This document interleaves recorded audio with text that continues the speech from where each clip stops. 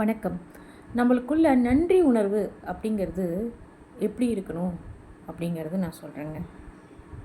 இப்போ நம்ம உப்புமா சாப்பிட்டோன்னு வச்சுக்கோங்களேன். இன்றைக்கும் உப்புமாவா அப்படின்னு நம்ம நினைக்கிறோம். அந்த இடத்துல நம்ம என்ன நினச்சிக்கணும் அப்படின்னா, எவ்வளோ பேர் பசியோடையும் பட்னியோடையும் இருக்கிறாங்க, நமக்கு இந்த உப்புமா கிடச்சிருக்கே அப்படின்னு நினச்சிக்கணுங்க.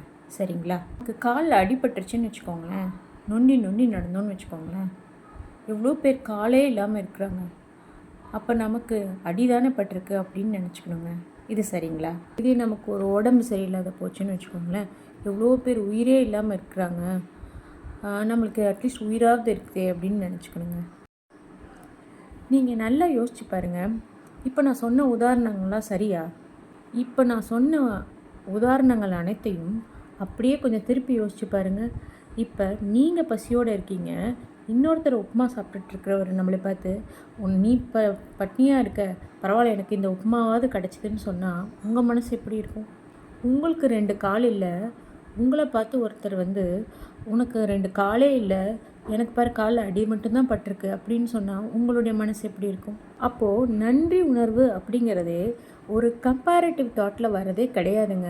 நாம் தான் நம்ம மனசை அவங்களோடையும் இவங்களோடையும் கம்பேர் பண்ணி நம்மளோட ஒரு சிலர் வந்து ஒரு படி கீழே இருக்காங்களா, அப்போ அதுக்கு நமக்கு பரவாயில்ல, நாம் தான் நம்ம மனசை வி ஆர் கம்பேரிட்டிவ்லி குட் அப்படிங்கிற மனப்பாங்க வளர்த்துக்கிட்டே இருக்கிறோம். அல்டிமேட் ட்ரூத் அப்படிங்கிறது என்னென்னா, நம்மளுக்கு கிடைச்ச ஒவ்வொன்றும் இறைவன் கொடுத்தது தாங்க. நம்மளுடைய இந்த நொடி உட்பட நம்மளுக்கு என்னென்ன கிடைச்சிருக்கோ, நம்மளுக்கு கிடைச்ச பேர், நம்மளுக்கு கிடைச்ச அடையாளம், இது எல்லாமே இறைவன் நமக்கு கொடுத்தது தான் இல்லைங்களா?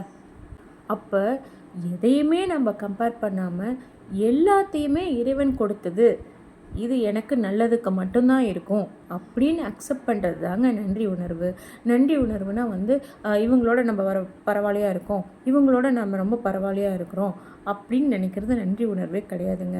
இறைவா, எனக்கு இந்த நிலைமையில் இந்த நொடியில் இதை எனக்கு கொடுத்துருக்கீங்க, ரொம்ப ரொம்ப நன்றி அப்படின்னு மனசார அதை ஏற்றுக்கிறது, சந்தோஷமாக அதை ஏற்றுக்கிறது, மனப்பூர்வமாக அதை ஏற்றுக்கிறது, இதுதாங்க நன்றி உணர்வு. நீங்கள் இறைவனுக்கு நன்றி சொன்னாலும் சொல்லாட்டியும் நீங்கள் மனப்பூர்வமாக அதை ஏற்றுக்கிறீங்க பார்த்தீங்களா, அதுலேயே இறைவனுக்கு தெரியுங்க. இறைவனுக்கு தெரியாத விஷயம் எதுவுமே இல்லைங்க.